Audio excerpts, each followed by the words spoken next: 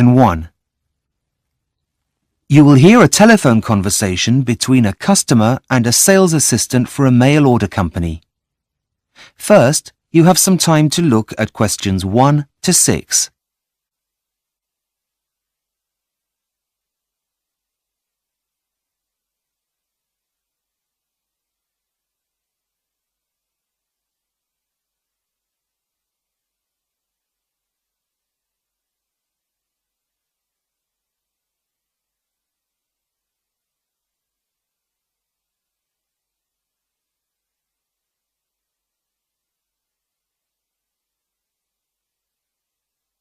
You will see that there is an example that has been done for you.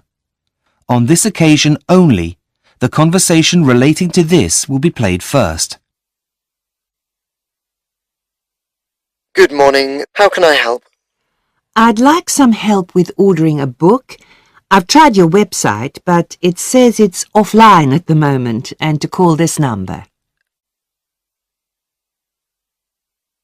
The answer is website. So website has been written in the space. Now we shall begin. You should answer the questions as you listen because you will not hear the recording a second time. Listen carefully and answer questions 1 to 6. Good morning. How can I help? I'd like some help with ordering a book. I've tried your website, but it says it's offline at the moment and to call this number. Oh, yes. I do apologise.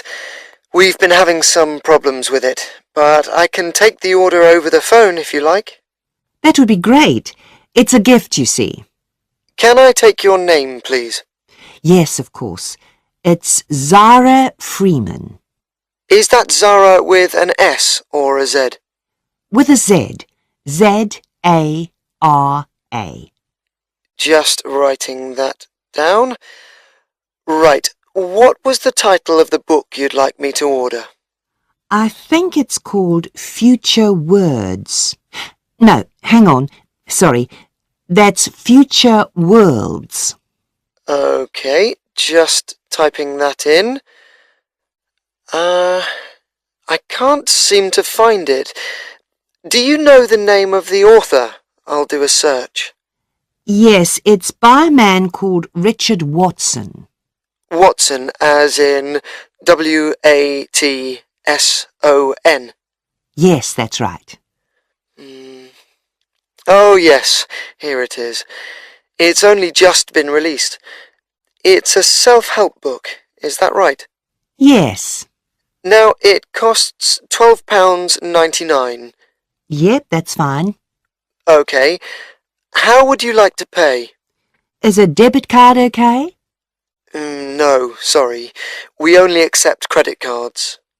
Oh, dear. Just let me check to see if I have it with me. Oh, yes, here it is. Can you read me the long... Before you hear the rest of the conversation, you have some time to look at questions 7 to 10.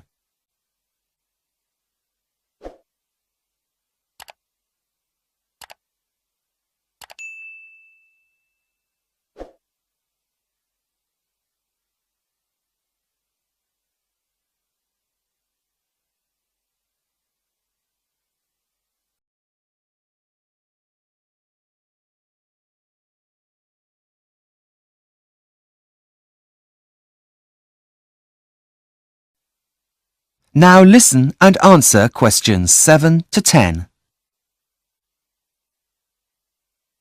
Right, almost done. Now I just need the delivery details. Right, I've got my friend's address here. It's 62 Green Gardens, London, N22.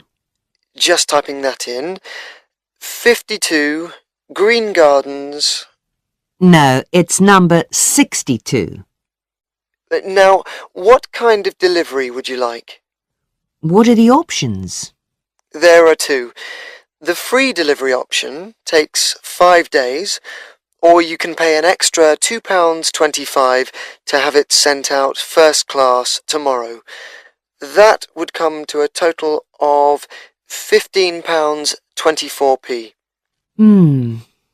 Well, my friend's birthday is next week, so it should get there in time with the free delivery. So I think I'll take that. Right. That means that it will be delivered on the 21st of February, any time from 8 a.m. to 6 p.m. Is that okay? Well, I know my friend leaves early for work, so would it be possible for him to pick it up from the local post office instead? I'm afraid that won't be possible, but I could add some special instructions for it to be left with someone else, a neighbour, perhaps? Actually, yes. I have met the old lady who lives next door, and she's bound to be home. Could you leave it with her? Fine. I'll add that if he's not home, then the package should be left with the neighbour. That's great. Thanks very much for your help. My pleasure. Thank you for shopping with... That is the end of section 1. You now have half a minute to check your answers.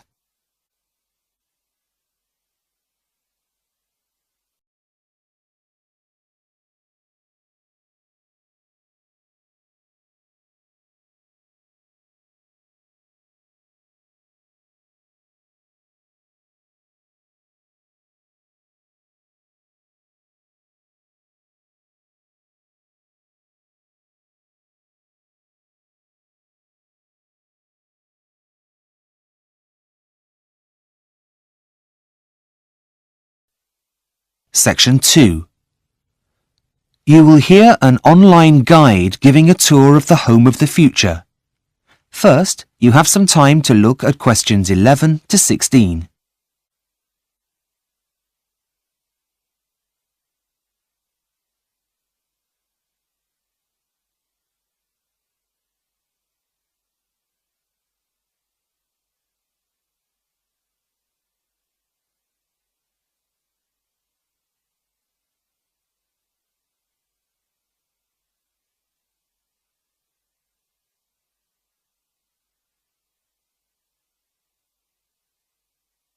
Now listen and answer questions 11 to 16.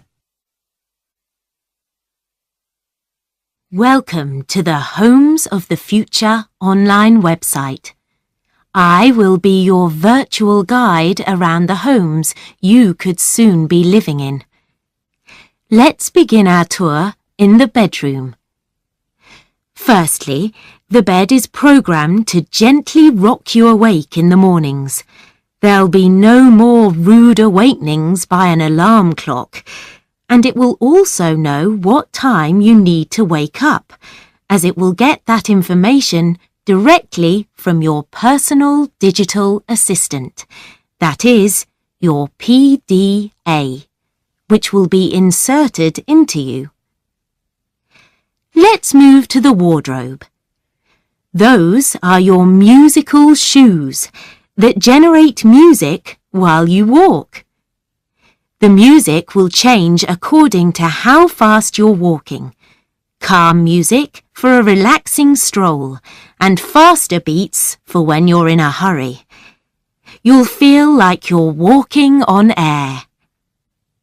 What's more, your clothes are also intelligent. They sense how you're feeling and then change colour.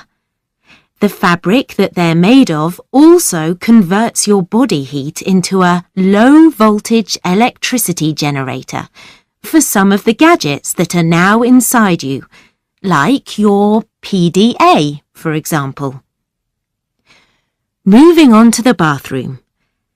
So, after waking up, you need a shower. There's no need to turn on any taps as the house will know exactly what temperature you like the water in the mornings, though you'll still have to wash yourself. From the bathroom, we move into the kitchen. Now, we've all had that horrible feeling when you can't find your keys just as you're about to go out. Well, in the home of the future, you wouldn't need to panic. All you need to do is an internet search. All items are now programmed with a tracking device so that they will light up and signal to you where they are. Just in case the object is upstairs, the house will project its position on your fridge. Speaking of your fridge, this is now as intelligent as your clothes. Not only does it keep a record of when you're running low on everyday essentials, like milk, but it emails your local grocery store, which will deliver them for you. It can also help with planning meals if you have friends over for dinner, by moving the chicken from the freezer so that it'll thaw in time. Before you hear the rest of the tour, you have some time to look at questions 17 to 20.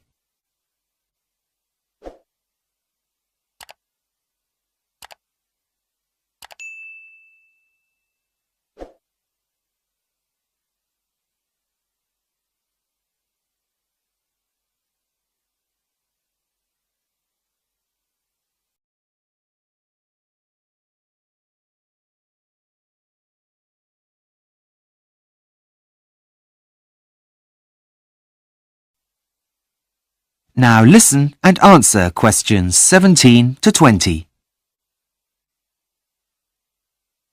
Lastly, here we are in the living area, which you'll be pleased to hear is still the heart of the family home. Let's enter the room. Now, to the left of the entrance is the main seating area with a sofa, and directly opposite the entrance is an armchair. The sofa backs onto the wall and the armchair faces to the left across the coffee table to a blank wall. So, where is the TV, I hear you ask? Well, this entire wall is the television. The whole thing is a plasma screen designed to show your TV, surf the internet, or, when it's not in use, it displays anything you want it to, from family pictures to famous works of art. On the opposite wall to the sofa is a fireplace, which still has a real fire. Nothing beats that now, does it? But the rug in front of the fire now also monitors the temperature and either opens or closes the chimney so as not to overheat the room. It still has its normal uses though. As you can see, the cat likes it very much and is curled up on it, happy as can be. What else is on offer? Well, for entertainment, the family still reads books, so there is a bookcase on the wall to the right of the entrance. But what about the computer?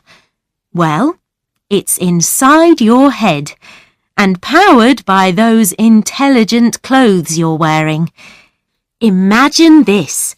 As you're sitting relaxing on the armchair, you'll be able to reach out and put your hot drink on the coffee table in front of the armchair.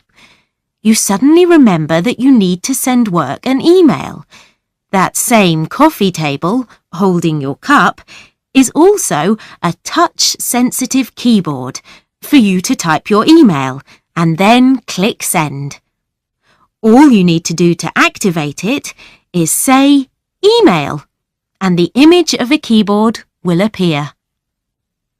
Well, I hope you've enjoyed your tour around the home of the future and that you'll come visit again soon. Bye-bye. That is the end of section 2. You now have half a minute to check your answers.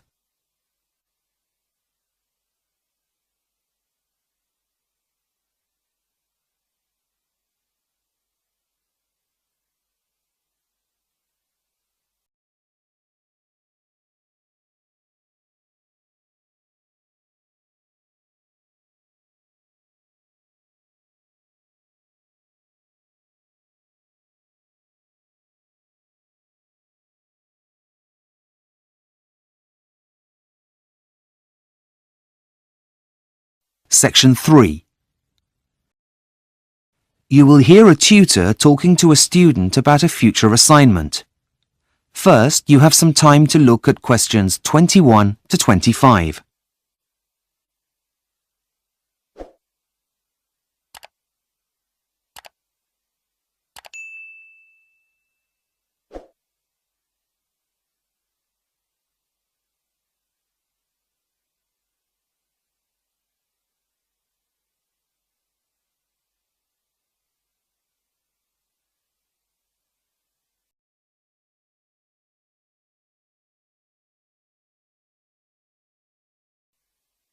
Now listen carefully and answer questions 21 to 25. Hi, Professor James. Have you got a minute? You see, I'm having a bit of trouble getting started on my graduate employability assignment. Well, okay, as long as it doesn't take longer than 10 minutes, as I have a meeting to get to at 3:30. Yep, fine. It shouldn't take long at all. Okay, Sally. Tell me what you've done so far, and we'll go from there. Well, as you suggested, I chose 3 local businesses and contacted them via telephone to introduce myself. That's good. Well, the thing is, I couldn't get past the secretary of 2 of them. Do you have any suggestions? What about following up with a letter stating what time you'll be calling again? Oh, that's a good idea. I hadn't thought of that. So, tell me about the one you have contacted. Right. Well, he was very helpful, actually. He received the survey I emailed him and has already sent it back. I've had a very quick look at it, but haven't had a chance to write it up yet. So far, so good. Carry on. Well, apart from that, I've also found a lot of statistics that exist on the starting salaries graduates begin on once they finish studying. There's some really interesting stuff out there. Did you know, for example, that your average engineer earns nearly as much as a medical graduate? Yes, I did. Gosh, I had no idea. Having second thoughts about a career in human resources, are we? No, but I was surprised. Anyway, getting back to where I was, I've gone to the library, but the books you recommend have already been taken out. Apart from one, that is. It's called A Starting Success. I haven't read it yet, but I've taken it out and it's on my list of things to do. Have you come up with a plan yet? Yes, and I've written my hypothesis as well as my introduction, but that's where I've got stuck. I don't really know how I'm going to be able to present all of the information, as there's so much of it. Before you hear the rest of the conversation, you have some time to look at questions 26 to 30.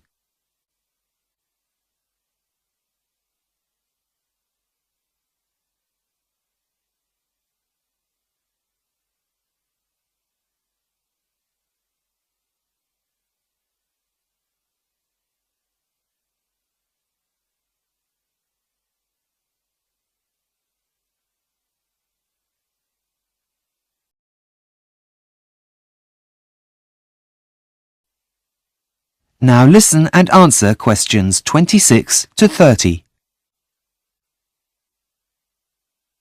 Well, firstly, I'd recommend you start with analyzing what the employer said.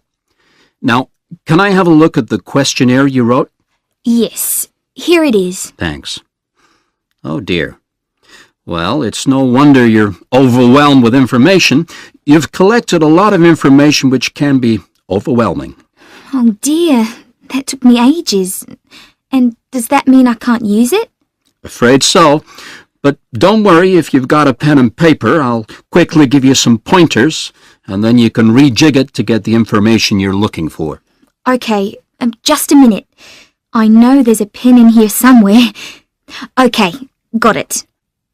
Right. Well, first and foremost, you need to be clear. There's no point having a beautifully worded document throughout that no one understands. Use language that is simple. Right, got that. What next?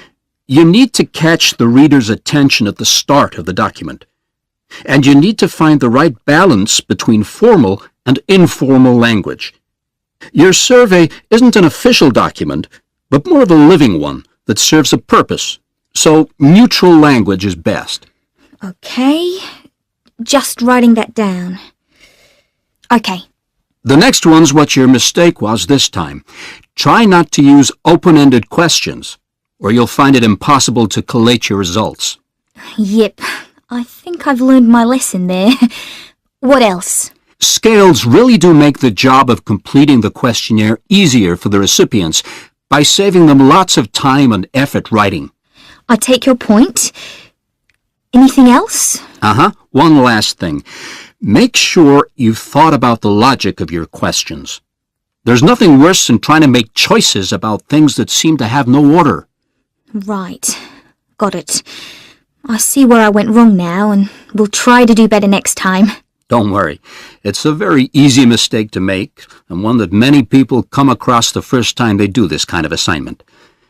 Okay, Sally, I really must rush. I'm late for my appointment. Of course. Thanks for your help. I'll see you in class tomorrow. Bye! That is the end of section 3. You now have half a minute to check your answers.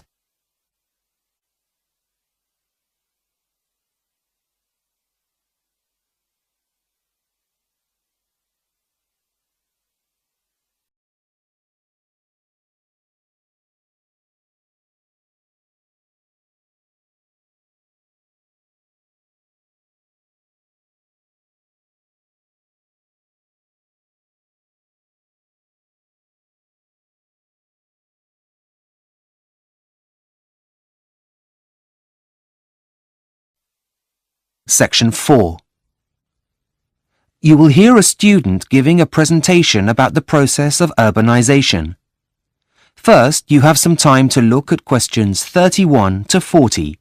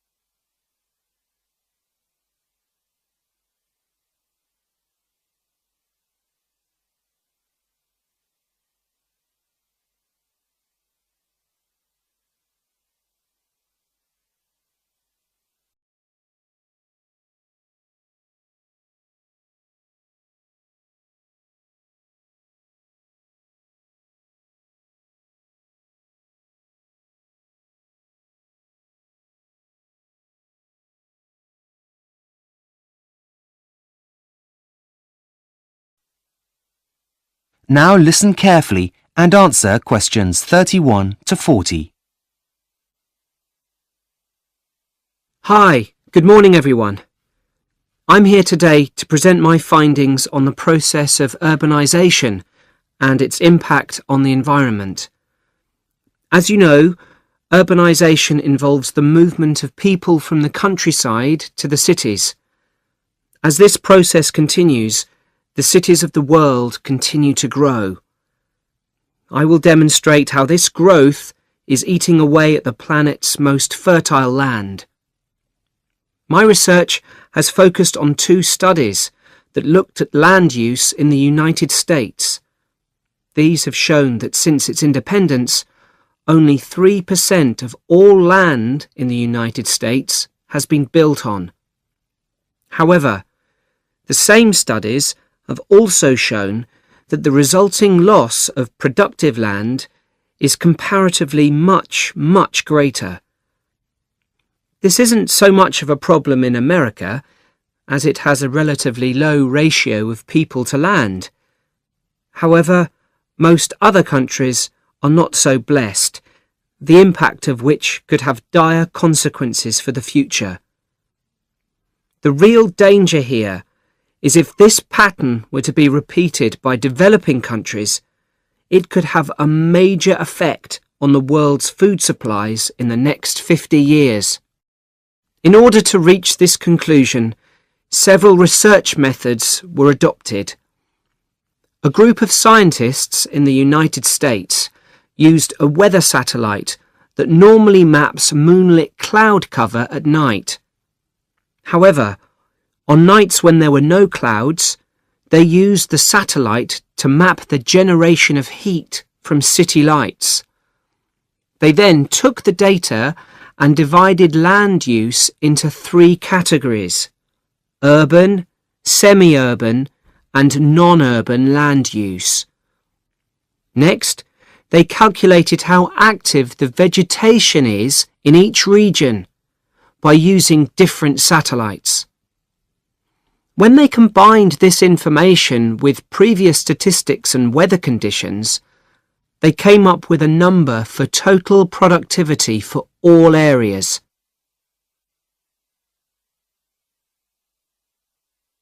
So what did the results of this process of land classification show? Well, firstly, they proved that although only a tiny percentage of the land in the United States is urbanized, and 29% of land is used for agricultural purposes, the land which has been built on actually has the best soils. These were independently corroborated by a second team of scientists in San Francisco, whose results show that this process is happening even faster in the southeastern corner of the United States. This means that land that is extremely productive from an agricultural point of view is being taken over by lawns, golf courses, and a few scattered trees. As a direct result of urbanization, the researchers in San Francisco calculated that every year 91 million tons of plants are lost in the US. So what does this mean for the future? Well, I have come up with some of my own ideas for practical solutions. Countries should calculate whether urbanization is happening on their fertile lands too, especially if they have large populations compared to the amount of land available, like India and China, for example. If it is, then every effort should be made to stop the process from happening. This can be done in many ways. One of them is to stop investing in the infrastructure of those areas. If people don't have the facilities they need, they won't want to live there. But in my opinion, the main solution here is to offer people financial incentives to move away from fertile land to areas that are less valuable in agricultural terms. I hope you've enjoyed my presentation this morning. Thanks for your kind attention. I will now take any questions if you have. That is the end of section 4. You now have half a minute to check your answers.